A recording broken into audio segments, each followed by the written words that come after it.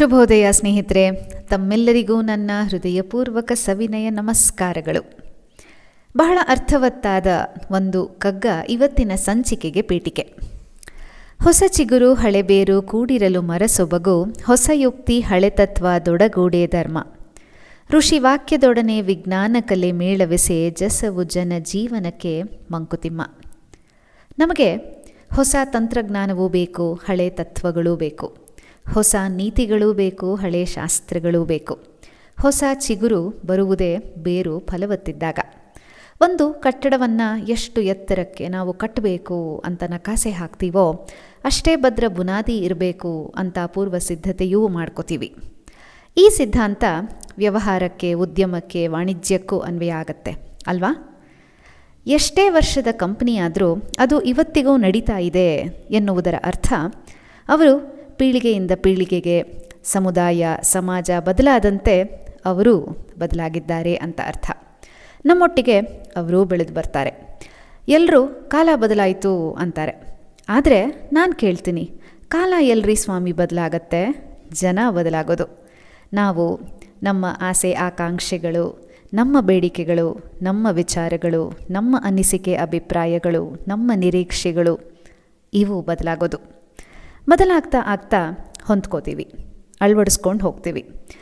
ವೈಜ್ಞಾನಿಕವಾಗಿ ಇದನ್ನೇ ವಿಕಾಸ ಅಂತ ಹೇಳ್ತೀವಿ.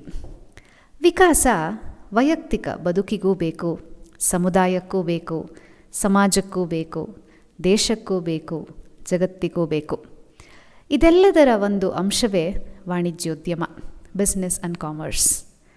ವ್ಯಕ್ತಿಗತ ಜೀವನಾಂಶದಿಂದ ಹಿಡಿದು ದೇಶದ GDPವರೆಗೂ ಇದರ ಪಾತ್ರ ಬಹಳ ಮಹತ್ವದ್ದು. ಇಂತಹ ಒಂದು ಕಂಪನಿಯ ಕತೆ ನಮ್ಮ ದೇಶ ಕಟ್ಟಿದ ದಿಗ್ಗಜರ ಮಾಲಿಕೆಯಲ್ಲಿ ನಿಮ್ಮೊಂದಿಗೆ ಹಂಚ್ಕೊಳ್ಳೋಣ ಅಂತ ಕೂತಿದ್ದೀನಿ. ಭಾರತದ ಅತಿ ಹಳೆಯ ಕಂಪನಿ ಯಾವುದು ಅಂದರೆ ನಿಮ್ಮಲ್ಲಿ ಎಷ್ಟು ಜನ ಖಚಿತವಾಗಿ ಉತ್ತರ ಕೊಡಬಲ್ರಿ ಅಥವಾ ಊಹಿಸಬಲ್ರಿ? ಒಂದು 5 ಸೆಕೆಂಡು ಈ ಆಡಿಯೋನ ಪಾಸ್ ಮಾಡಿ ಗೆಸ್ ಮಾಡಿ. ಮರೀದಿರ ಕಮೆಂಟ್ಸ್ನಲ್ಲಿ ಹಾಕೋದನ್ನು ಮಾತ್ರ ಮರಿಬೇಡಿ. ನಿಮ್ಮ ಉತ್ತರ, ಅನಿಸಿಕೆ, ಅಭಿಪ್ರಾಯಗಳಿಗೆ ನನ್ನ ಕಣ್ಣಿಗೆ ಸದಾ ಹಸಿವಿರುತ್ತೆ.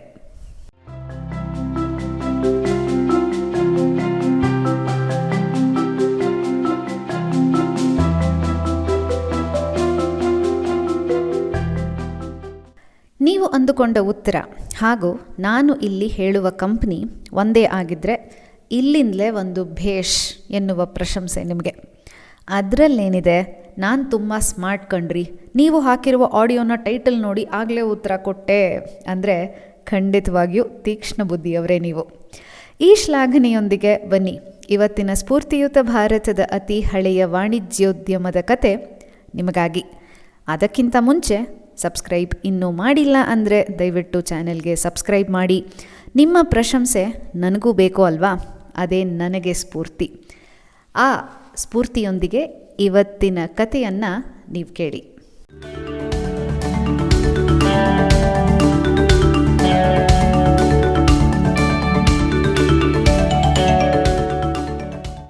ಸ್ನೇಹಿತರೆ, ಭಾರತದ ಅತ್ಯಂತ ಹಳೆಯ ಕಂಪನಿ 288 ವರ್ಷ ಹಳೆಯದು.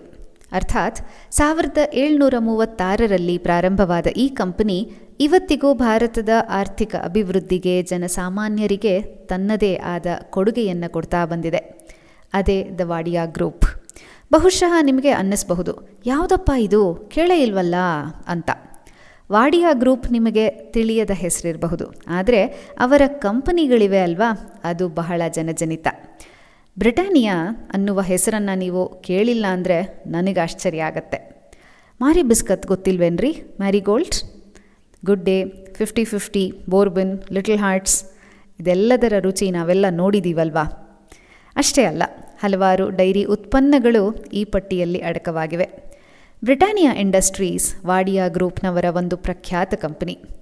ಅದೇ ತರಹ ಇವರ ಇನ್ನಿತರ ಜನಪ್ರಿಯ ಕಂಪನಿಗಳು ಅಂದರೆ Bombay dyeing, go first, Bombay Burma trading corporation, national peroxide limited ಹಾಗೂ HMS ಹಡಗು ನಿರ್ಮಾಣ ಕಂಪನಿ.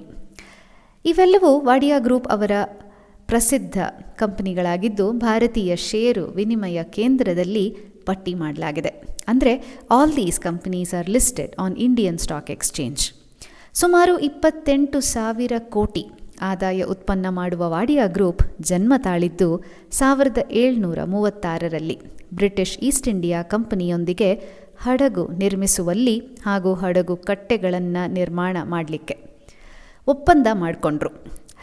ಇವರ ಈ ಒಪ್ಪಂದದಿಂದ ಮುಂದೆ ಬಾಂಬೆ ಅಂದರೆ ಈಗಿನ ಮುಂಬೈ ಇಡೀ ಏಷ್ಯಾ ಖಂಡದಲ್ಲೇ ಬ್ರಿಟಿಷ್ ವಸಾಹತುಶಾಹಿ ಉದ್ಯಮಿಗಳಿಗೆ ಆಯಾಕಟ್ಟಿನ ಬಂದರು ಆಗಿ ಮಾರ್ಪಾಟಾಯಿತು. ಅಂದರೆ because of the contract between Wadia and British East India company, Bombay became a strategic part for the entire British colonial undertakings in Asia. Bombay became the first dry dock in Asia. ಐತಿಹಾಸಿಕ ಹಡಗುಗಳಾದ HMS ಮಿಂಡನ್, HMS Cornwallis, HMS ಟ್ರಿಂಕೋಮಲಿ ಇವೆಲ್ಲವೂ ಇದರಲ್ಲಿ ನಿರ್ಮಾಣಗೊಂಡವು. ಇವತ್ತಿಗೆ Wadia group ತನ್ನ ಹಲವಾರು ಶಾಖೆಗಳನ್ನು ಒಳಗೊಂಡು ಜವಳಿಯಿಂದ ಹಿಡಿದು ಅಂದರೆ ಟೆಕ್ಸ್ಟೈಲ್ಸ್, ವಾಯುಯಾನ, ರಾಸಾಯನಿಕಗಳು, ಆಹಾರ ಸಂಸ್ಕರಣೆ, ಮಾಧ್ಯಮ, ರಿಯಲ್ ಎಸ್ಟೇಟ್ ಇನ್ನೂ ಹಲವು ವಲಯಗಳಲ್ಲಿ ಬೆಳೆದು ಬಂದಿದೆ. 288 ವರ್ಷಗಳ ಹಿಂದೆ ಅಂದರೆ 1736ರಲ್ಲಿ ಶ್ರೀ ಲವ್ಜಿ ನುಸರ್ವಾಂಜಿ ವಾಡಿಯಾ ಪ್ರಾರಂಭ ಮಾಡಿದ ವಾಡಿಯಾ ಗ್ರೂಪ್ ಮೂಲತಃ ಸೂರತ್ ಪ್ರಾಂತ್ಯದ ಗುಜರಾತ್ ರಾಜ್ಯದವರು. ಬ್ರಿಟಿಷ್ ಈಸ್ಟ್ ಇಂಡಿಯಾ ಕಂಪನಿಯೊಂದಿಗೆ ಒಪ್ಪಂದದ ನಂತರ ವಾಡಿಯಾ ಕಂಪನಿ 355 ಹಡಗುಗಳನ್ನು ನಿರ್ಮಾಣ ಮಾಡಿತು. ಇಂಗ್ಲೆಂಡ್ನ ಹೊರಗೆ ಮೊದಲ ಬಾರಿಗೆ ಬ್ರಿಟಿಷ್ ನೌಕಾಪಡೆಗೆ ಭಾರತದಲ್ಲಿ ಹಡಗುಗಳನ್ನು ನಿರ್ಮಿಸಲಾಯಿತು.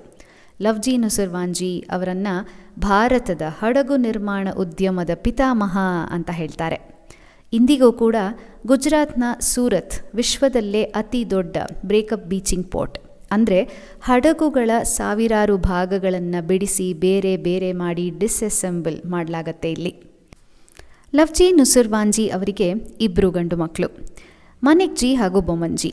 ಇವರಿಬ್ಬರು ಕೈ ಜೋಡಿಸಿ ಸೇರಿಸಿದಂತೆ ವಾಡಿಯಾ ಗ್ರೂಪ್ನಿಂದ ಕಂಪನಿಗಳು ಹಲವಾರು ಶಾಖೆಗಳಾಗಿ ಬೆಳೆದು ಬಂದವು. ಬಾಂಬೆ ಡೈಯಿಂಗ್ ಜವಳಿಯ ಉದ್ಯಮ ಶುರುವಾದದ್ದು 1879ರಲ್ಲಿ. ಬ್ರಿಟಾನಿಯಾ ಪ್ರಾರಂಭವಾದದ್ದು 1918ರಲ್ಲಿ. ನ್ಯಾಷನಲ್ ಪೆರಾಕ್ಸೈಡ್ ಲಿಮಿಟೆಡ್ 1954ರಲ್ಲಿ ಹಾಗೂ ಗೋ ಫಸ್ಟ್ ವಾಯುಯಾನ 2005ರಲ್ಲಿ ಹಾಗೂ IPLನ ಪಂಜಾಬ್ ಕಿಂಗ್ಸ್ನ ಅಧಿಕೃತ ಫ್ರಾಂಚೈಸಿಯನ್ನು ತೆಗೆದುಕೊಂಡದ್ದು ವಾಡಿಯಾ ಗ್ರೂಪ್ 2008ರಲ್ಲಿ. ಹೀಗೆ ಹಲವಾರು ಶಾಖೆಗಳಲ್ಲಿ 280 ವರ್ಷಗಳಿಂದ 10 ತಲೆಮಾರುಗಳು ಈ ಕುಟುಂಬದಿಂದ ಬಂದು ವಾಣಿಜ್ಯೋದ್ಯಮದಲ್ಲಿ, ಶಿಕ್ಷಣದಲ್ಲಿ, ಉತ್ಪಾದನೆ ಕ್ಷೇತ್ರದಲ್ಲಿ, ರಿಯಲ್ ಎಸ್ಟೇಟ್, ಮಾಧ್ಯಮ, ಕಲೆ ಮತ್ತು ಧರ್ಮಶಾಸ್ತ್ರ, ಆಹಾರ ಸಂಸ್ಕರಣೆ 10 ಹಲವು ಕೊಡುಗೆಗಳು ಇವರ ಮನೆತನದ್ದು ಹಾಗೂ ದೇಶ ಕಟ್ಟುವಲ್ಲಿ ಇವರ ಕೊಡುಗೆ ಬಹಳ ಅಪಾರ ಅಂತಲೇ ಹೇಳಬೇಕು. ಈ ಸಾಧನೆಯ ಹಿಂದೆ ಕೆಲವು ಮಹೋನ್ನತ ಕೆಲಸ ಗೈದ ಇವರ ಕುಟುಂಬದವರು ಅಂದರೆ ನೆವಿಲಿ ವಾಡಿಯಾ, ನೂಸ್ಲಿ ವಾಡಿಯಾ, ನೆಸ್ ವಾಡಿಯಾ, ಜಹಂಗೀರ್ ವಾಡಿಯಾ ಹಾಗೂ ಇನ್ನೂ ಹಲವಾರು ಜನರು. ನಿಮಗೆ ಇನ್ನೊಂದು ಆಸಕ್ತಿಕರ ಸಂಗತಿ ಅಂದರೆ ನಿಮ್ಮೆಲ್ಲರಿಗೂ ನಮ್ಮ ಬೆಂಗಳೂರಿನ ಬಸವನಗುಡಿ ಬಳಿ ಇರುವ Indian institute of world culture ಗೊತ್ತಲ್ವಾ? ಗೊತ್ತಿಲ್ಲ ಅಂದರೆ ದಯವಿಟ್ಟು ಇಲ್ಲಿಗೆ ಒಮ್ಮೆ ಭೇಟಿ ನೀಡಿ. ಇತಿಹಾಸ, ಕಲೆ, ಸಂಸ್ಕೃತಿ, ಸಾಹಿತ್ಯ ಎಲ್ಲದರ ಸಮಾಗಮ ನೀವು ಇಲ್ಲಿ ಕಾಣಬಹುದು. ಇದು ಒಂದು ಸಾಂಸ್ಕೃತಿಕ ಕೇಂದ್ರವಾಗಿ ಸ್ಥಾಪನೆ ಮಾಡಿದವರು ಬಹ್ಮನ್ ಪೆಸ್ತೋಂಜಿ ವಾಡಿಯಾ ಅರ್ಥಾತ್ BP ವಾಡಿಯಾ. ಹಾಗಾಗಿ ಇದಿರುವ ರಸ್ತೆಗೆ BP ವಾಡಿಯಾ ರಸ್ತೆ ಅಂತ ಕರಿತೀವಿ. ವಾಡಿಯಾ ಕಂಪನಿಗೂ ಬೆಂಗಳೂರಿಗೂ ಇದೇ ನಂಟು. BP ವಾಡಿಯಾ ವಾಡಿಯಾ ಕುಟುಂಬದವರು. ಧರ್ಮಶಾಸ್ತ್ರದಲ್ಲಿ ಆಸಕ್ತಿ ಹೊಂದಿದವರಾಗಿದ್ದು ಭಾರತದ ಸ್ವಾತಂತ್ರ್ಯ ಚಳುವಳಿಯ ಕಾರ್ಮಿಕ ಸಂಘಟನೆಗಳಲ್ಲಿ ಸೇವೆ ಸಲ್ಲಿಸಿ ಬೆಂಗಳೂರಿನಲ್ಲಿ ಈ ಸಾಂಸ್ಕೃತಿಕ ಕೇಂದ್ರವನ್ನು 1945ರಲ್ಲಿ ಸ್ಥಾಪನೆ ಮಾಡಿದರು. ಬಹುಶಃ ಈಗ ನಿಮಗೆ ಇದಾ ವಾಡಿಯಾ ಗ್ರೂಪ್ ಎನ್ನುವ ಮುಗುಳ್ನಗೆಯೊಂದಿಗಿನ ಉದ್ಗಾರ ಬಂದರೆ ನನ್ನ ಶ್ರಮ ಖಂಡಿತ ಸಾರ್ಥಕ. ದೇಶ ಕಟ್ಟಿದ ಹಲವಾರು ಮಹನೀಯರಲ್ಲಿ ಅತ್ಯಂತ ಹಳೆಯದು ಅಂತ ಇರಬೇಕು ಅಲ್ವಾ? ಹೀಗೆ ಒಮ್ಮೆ ಕೂತು ಯೋಚಿಸ್ತಾ ಇದ್ದಾಗ ನನ್ನ ಮನಸ್ಸಿಗೆ ಬಂದ ಪ್ರಶ್ನೆ ಇದು. ಇವರ ಬಗ್ಗೆ ಓದಿ ತಿಳಿದು ಇವರ ಕೊಡುಗೆಗಳನ್ನು ಇಷ್ಟು ಪೀಳಿಗೆಗಳಾದರೂ ಅಷ್ಟೇ ಆಸಕ್ತಿ ಸಮರ್ಪಣೆಯಿಂದ ವಂತಿಗೆ ಹೊತ್ತು ಕೊಟ್ಟಿದ್ದಾರೆ. ಇಂತಹ ಕುಟುಂಬದ ಕತೆ, ಪೀಳಿಗೆಗಳ ಸಾಧನೆ ಕೇಳಲರ್ಹವಾದದ್ದು, ಬಹಳ ಸ್ಫೂರ್ತಿಯುತವಾದದ್ದು ಅಂತ ಅನಿಸಿ ಇದನ್ನು ನಿಮ್ಮೊಂದಿಗೆ ಹಂಚ್ಕೋಬೇಕು ಅಂತ ನನಗನ್ನಿಸ್ತು. ಇನ್ನಷ್ಟು ಜನರಿಗೆ ಇಂತಹ ಇತಿಹಾಸ ನಮ್ಮದು ಅಂತ ತಿಳಿಬೇಕು ಅಲ್ವಾ? ನಿಮಗೂ ಇದು ಸರಿ ಅನ್ನಿಸಿದ್ರೆ ಬೇರೊಬ್ಬರಿಗೂ ಹಂಚ್ಕೊಳ್ಳಿ. ಸ್ಫೂರ್ತಿ ಹಂಚಿದಷ್ಟು ಸಿಹಿ. ಭಾರತದ ಅತಿ ಹಳೆಯ ಈ ಉದ್ಯಮಕ್ಕೆ ಇದನ್ನು ಸ್ಥಾಪಿಸಿ ಭಾರತಕ್ಕೆ ತನ್ನದೇ ಆದ ವಾಣಿಜ್ಯೋದ್ಯಮವನ್ನು ಕಟ್ಟುಕೊಟ್ಟು ಇಡೀ ಕುಟುಂಬದವರು ಪೀಳಿಗೆಯಿಂದ ಪೀಳಿಗೆ ಹಲವಾರು ಕ್ಷೇತ್ರಗಳಲ್ಲಿ ಪಸರಿಸಿ ನಿರ್ವಹಿಸಿ ಸಾಧನೆ ಮಾಡಿದ್ದಾರೆ. ಇಷ್ಟು ವರ್ಷಗಳ ಈ ಪರಿಶ್ರಮಕ್ಕೆ, ಇವರ ಬದ್ಧತೆಗೆ ನಮ್ಮದೊಂದು ಗೌರವಯುತ ನಮನ.